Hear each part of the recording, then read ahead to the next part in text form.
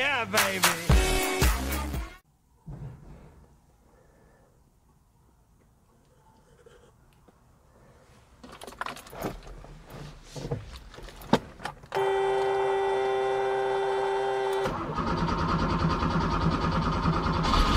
Come on, baby.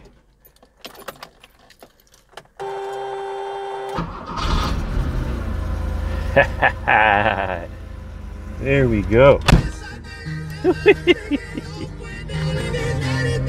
Oh, please. No, no, no, no.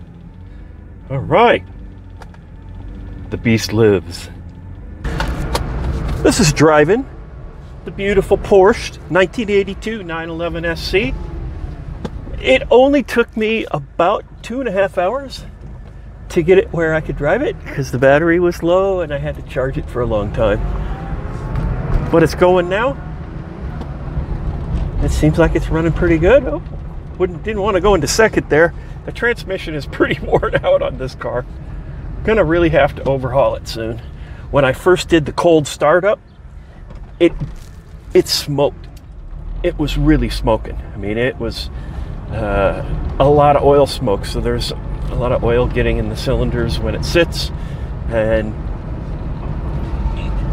we need to overhaul the engine on this car. And the transmission. The transmission is, like I said before, is really bad. It can barely shift.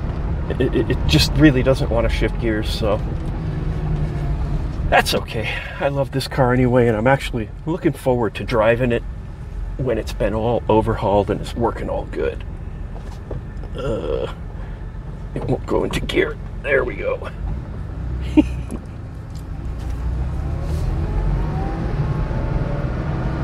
So the plan here is I was going to try to find somewhere kind of nice looking and take a couple of pretty pictures of the car, something that might be nice for a painting, and then try and do a painting of the Porsche. At least that's my plan. I'm also going to try to stop saying so much. So I'll start now. It's running really good. Got good oil pressure. I'm gonna drive it for a little while and warm it up. It takes a little longer to warm these up because they have such a large oil capacity.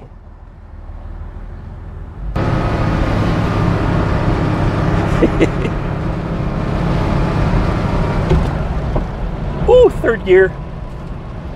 It starts to shift a little bit better once it warms up a little bit, but not a lot better. Look at that beauty.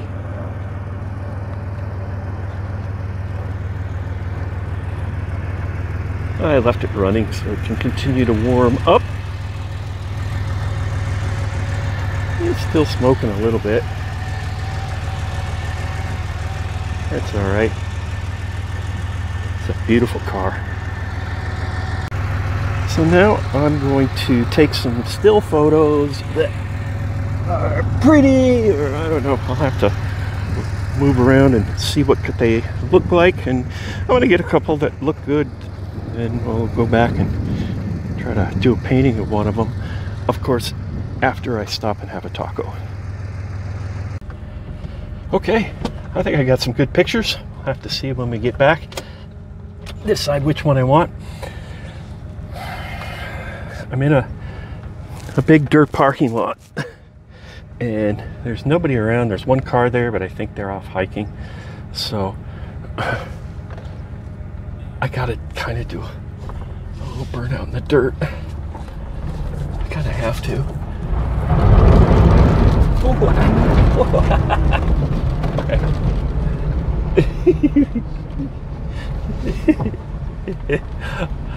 I'm 12. So I really should turn this into one of those rally 911s. I keep thinking about it. I know it's kind of a trend now, and I'd be all following a stupid trend, but I really like the idea. There's just something about it speaks to me. I can't imagine how much fun this car would be, jacked up and with some skid plates, and where you could actually bomb it around off-road. Count me in. See if I can make second here. Come on, baby. There you go. Yay! So that was fun. I like doing burnouts in dirt parking lots. Okay, onward for the taco. Woo. I love this car. Never sell it. No way, no how.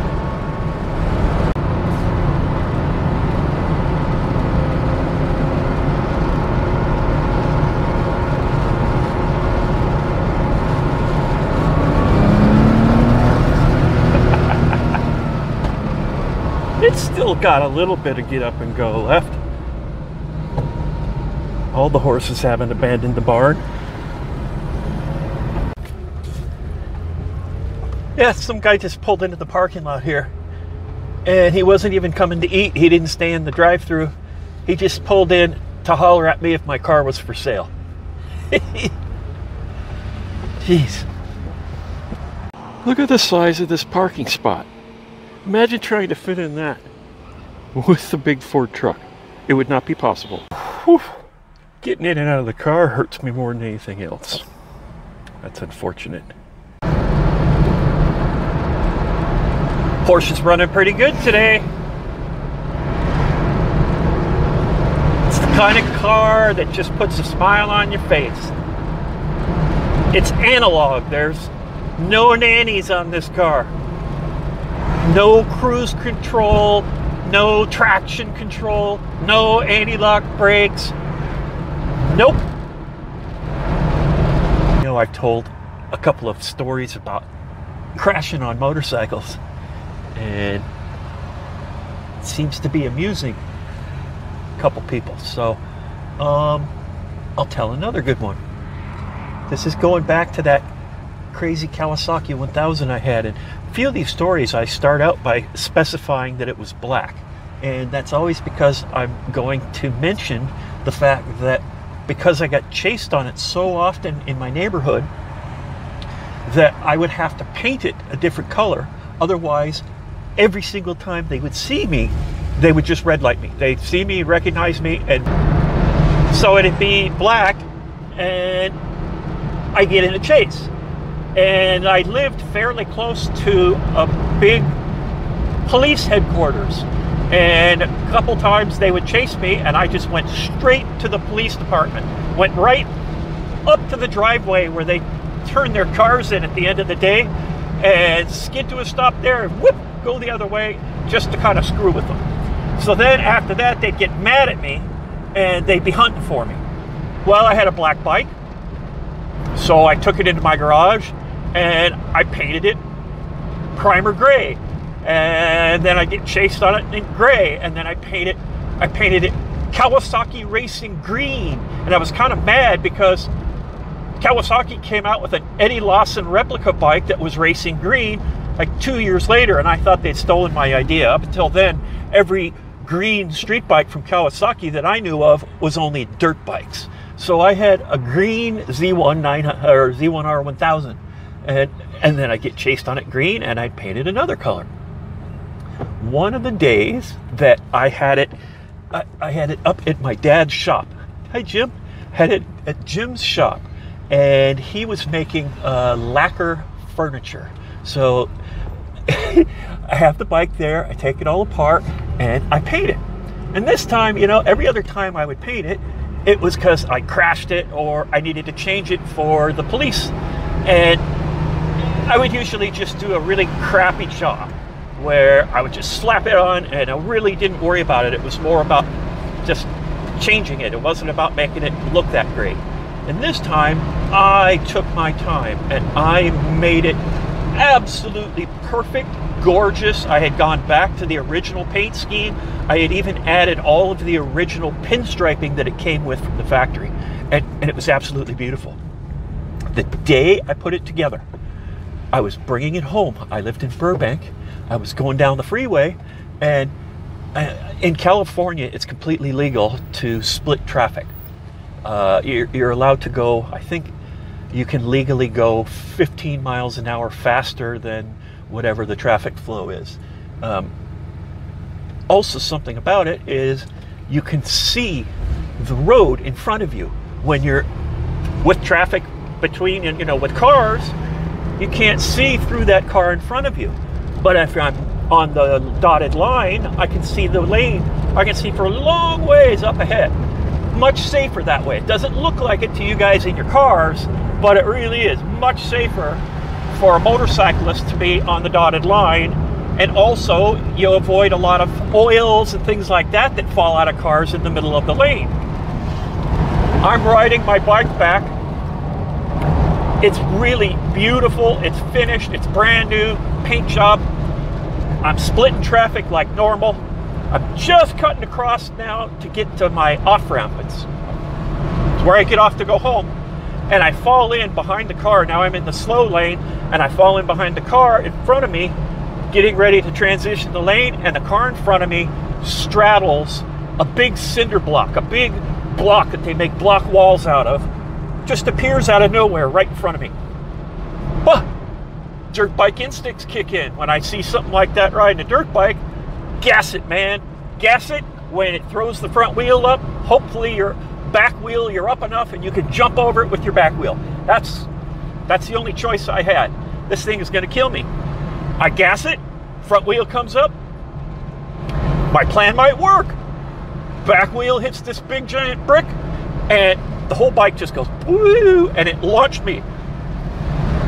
I had my feet back on the passenger pegs like an idiot. I used to like to put my feet back there for some reason. So I had my feet on the back pegs when this happened, and I think that helped to launch me straight up. Because I remember being in the air, and I'm watching my bike and thinking, my new paint job, no! As the bike does a slow flip upside down, bang, and it landed on the freeway upside down, and then starts bouncing and tumbling. I'm up above it. Felt like flying kind of like Superman, and down I come. Now, I had on gloves, I had on helmet, and I was wearing regular blue jeans and a short sleeve t-shirt. So I hit the freeway. I was doing probably 60, 65 when this happened. I hit the freeway, and I tumbled a little bit. I really don't want to tumble, man. Tumbling, I'm going to get all broken up. So I did a couple little quick tumbles, and then was able to get my hands out.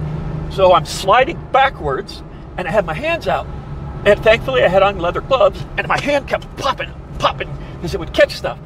And I'm going through my pants, and it's getting to my skin.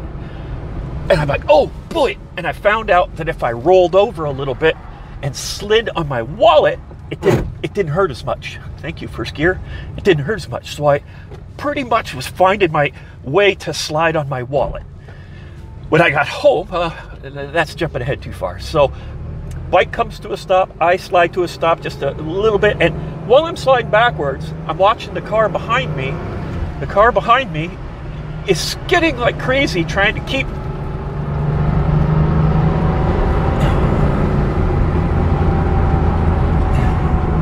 car behind me is skidding like crazy. It's a panic look on this woman's face. She's trying to keep from running me over, and I'm sliding along, trying to watch her and hope she has good brakes. As soon as it stopped sliding, I hopped up. I wanted to get off the damn freeway, as any normal person would, and I got up, and traffic, a couple other cars hit each other, and trying to avoid all of this mess. And a guy stopped his car right in the middle of the freeway. And hey, buddy, if you're still out there, thank you. He stopped his car in the middle of the freeway and helped me. He helped me get up. He helped me pick up the motorcycle. It was really amazing. And his car is sitting there on the freeway with the door open. And he helps me pick it up, shoved it off to the shoulder. He's making sure I'm all right, talking to me, tells me, oh, you know, the police are coming and the ambulance is coming. I was all skinned up, man. I had lost lots of skin on my arms and my wrists and my legs and my side. I was a big mess, and I had lots of asphalt stuck in my everywhere. It was really nasty. And highway patrol shows up, ambulance shows up, and this is America. So I know if I get in that ambulance, it's going to cost me about $2,500. No avoiding it around here. So I refused. No, I'm not getting in an ambulance. No, thank you. Highway patrolman takes down my name and number and has to let me go. He didn't really want to. He's like, this is crazy. You really should get in the ambulance. You're messed up, dude. I didn't get in the ambulance. I refused it, and I somehow got on the bike and was able to make it home, but I was running on adrenaline, because by the time I got home, once I finally got to my front door, I couldn't get the keys out of my pocket to slip them in the front door. I suddenly lost my adrenaline rush, and I couldn't get in my own back door. I was at the back door. So that was bad. I had to soak in the bathtub with some tweezers and pick all of the asphalt crap out of my arms and my side. And it was not very much fun. And I think that was the day that I swore I was never going riding again without wearing a leather jacket. And that's usually how I learned my lessons. I'd fall down and skin up the side of my head, and then I'd say, okay, it's really stupid to not wear a helmet, finally, and start wearing a helmet. This time, why, I lost enough skin where I decided it probably would be wise to let a cow's skin take the abuse rather than my own. What a revelation. This car is so delightful. I really do love this thing. It's just got such a wonderful feel to it.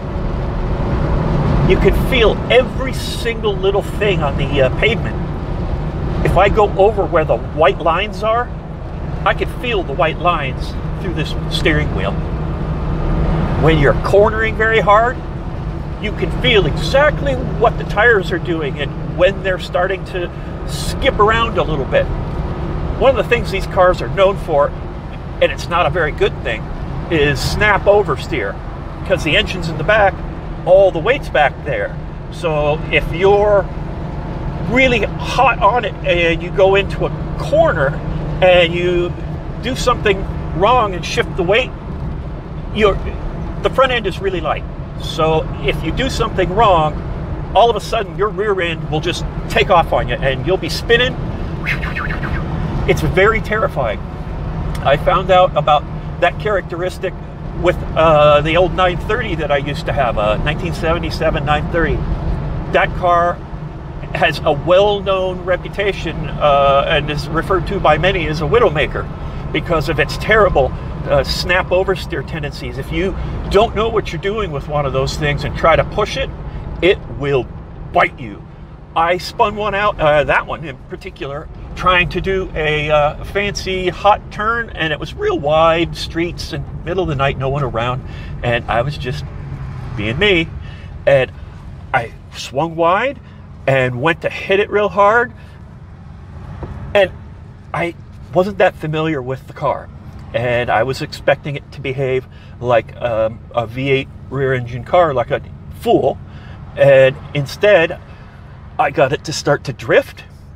And when it started to drift, I got a little bit nervous, and instead of staying on it and drifting it like I should have, I let off, and what that did is it shifted the weight. It came around hard and hot. I think I went all the way around probably 3 or 4 times, and I had no idea where I was headed. I was totally disoriented, and the car's just spinning down, I think it was Parthenia Boulevard, and it's where a kind of street where it's just houses' backyards face the street, so it's big block walls. It's not like people's actual yards. So as I'm spinning, I just am holding on, and I'm absolutely positive I'm going to ram backwards into one of these concrete walls. That's what I was waiting for, is the big impact. Spin, spin, spin, and finally slows down, and I'm rolling backwards,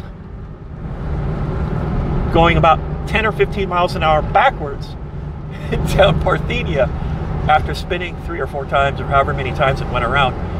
When I went back to look at the skid marks the next day, it was pretty cool. They were like squeak, squeak, squeak. I wish I'd have taken a picture of that. I would love to put that in here right now. So they do have a bit of a wicked handling thing if you're pushing them real hard. But at this point with the old girl, I'm not going to push it hard. Not until I do an overhaul and turn it into something crazy. I don't know. Maybe a Baja 911. Maybe I should just do a mechanical restoration and leave the exterior the way it is, so it's kind of a ratty rat rod type Porsche. But then that makes it so everybody asks if I'll sell it, because it looks kind of crappy. It looks like it needs a restoration, and that's what I think attracts people. They see it and they think, ooh, if I could buy that shitty looking 911 cheap, I could do a quick restoration and make some money, because these things sell for a lot. So maybe leaving it ratty is a mistake. If I want people to stop asking me if it's for sale, maybe I should restore it, make it look like someone actually loves it as much as they do, and then they wouldn't ask me if it's for sale, or they know that I'd want way too much. That's an interesting plan. Well, that was fun. Thanks for coming along for the ride. I got a couple of pretty good pictures, I think. I haven't printed them out yet, but I'll probably do that later on or tomorrow. And then we're going to do a painting of the Porsche probably tomorrow, although it is almost the weekend, so might have to wait till Monday. But we'll see. I'll probably start on it tomorrow, knowing me. Hey, thanks for watching.